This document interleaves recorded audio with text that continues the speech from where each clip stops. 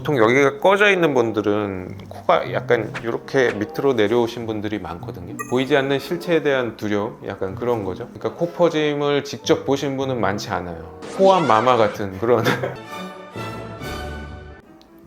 안녕하세요. Y구강암면외과 치과의원회 원장 이석재 원장입니다.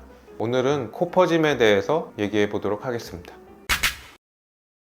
양악하면은 거의 대부분 코 변형이나 코 퍼짐이 생긴다는데 코에 변형이 온다는 거는 거의 사실이에요. 근데 그게 이제 퍼짐으로 나타나느냐 아니냐 그런 정도의 차이는 있겠죠. 거의 대부분의 사실은 이제 코 모양에서 기존이랑 좀 틀려진다 라는 거는 어느 정도는 이제 기정사실이라고 보시면 될 것 같아요. 그럼 예뻐지는 경우도 있어요. 예뻐진다기보다는 이제 코가 좀 오똑해 보이는 그런 거는 있죠. 코가 약간 들려 보이기도 하면서 오똑해 보이는. 그러면은 코 퍼짐이라는 게 왜 생기는 거예요? 저희가 양악 수술할 때는 박리라는 과정을 하면서 이제 근육을 다 떨어뜨려놔요. 그래서 코가 붙어 있는 근육도 다 떨어뜨리게 되죠. 근데 이게 수술 끝나고 나서 이게 딱 붙을 때 제대로 잘 안 붙는 경우가 생길 수가 있어요. 그러면은 이제 코가 좀 퍼져 보일 수가 있고 약간 기존보다 좀 콧볼이 좀 넓어지는 그런 현상을 보일 수가 있죠. 뼈의 위치의 문제가 아니라 네, 맞아요. 근육이 제 위치에 위치되지 않은 거죠. 수술 과정에서 그걸 예방할 수 있는 방법이 있으세요? 네, 기본적으로 저희가 이제 수술 끝나고 봉합을 할 때 신치 수처라고 그래서 콧볼을 잡고 있는 근육을 같이 묶어요. 그렇게 좁히는 거거든요. 그런 과정을 통해서 코 퍼짐을 예방하고 있어요.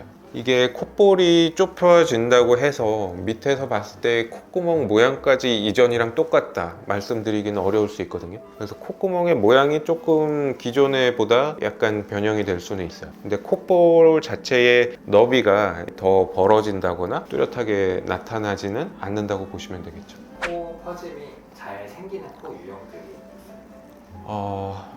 일단은 좀 살이 많으시는 분들은 근육이 좀 잘 안 딸려오는 경우도 있어요. 저희가 그 묶는 실이 굉장히 두꺼운 실이에요. 굉장히 여러 번 매듭을 해서 안 풀어지게 하는 거거든요. 근육이 두꺼우신 분들도 최대한 당겨 오려고 노력을 하고 있죠. 약간 코가 휜 사람들이 있잖아요.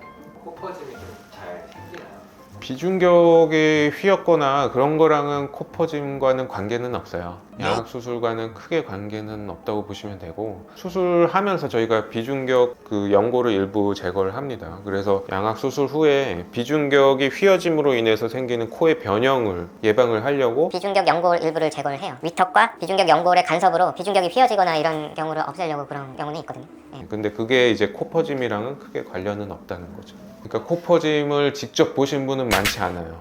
근데 코 퍼짐이라는 그 약간 호환 마마 같은 그런 양악 수술하면 코가 살짝 들리는 경우도 있다고 네, 하는데 네. 초반에는 그럴 수 있어요. 왜냐하면은 이제 얼굴이 붓기 때문에 요 인중 쪽이 이제 부어 오릅니다. 그러면은 이제 코가 이렇게 약간 들리는 거죠. 정면에서 봤을 때 예전보다 콧구멍이 좀 많이 보일 수 있어요. 근데 이것도 붓기가 가라앉으면은 자연스럽게 가라앉는 거고요. 상악을 전진한 경우에는 예전보다는 살짝 보일 수는 있습니다. 수술 전부터 이제 들창코여서 더 들창코가 돼서 그러면 문제겠지만, 보통 여기가 꺼져 있는 분들은 코가 약간 이렇게 밑으로 내려오신 분들이 많거든요. 들창코의 반대 현상들이 많아서 오히려 살짝 부어 있는 거를 더 좋아하시기도 해요. 수술을 했는데 코 변형이나 이게 좀 생겼어요. 그럼 그분들은 좀 어떻게 대처하는 게 좋을까요? 일단은 뭐 대처하는 방법은 따로 없습니다. 양악 수술하고 또코 수술해도 상관없어요?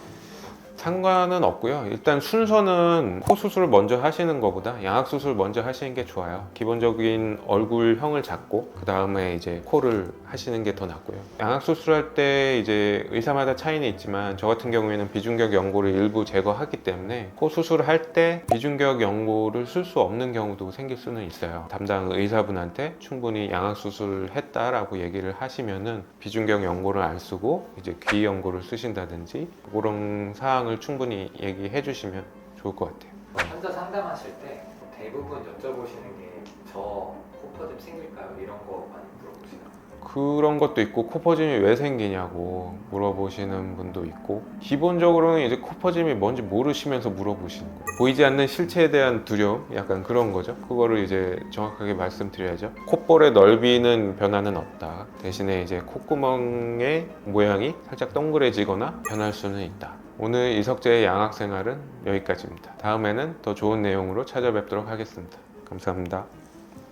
그 환자 인터뷰 해보면은 원장님 뭐 어떤 게 좋았어요? 하면 희망보다 정확하게 딱 얘기해 주시다. 맞아요. 너무 희망을 주면 안 돼요. 수술은 이제 뭐 에버랜드 같은 그런 게 아니기 때문에 꿈과 희망을 주는 정확하게 얘기해드려야 돼요.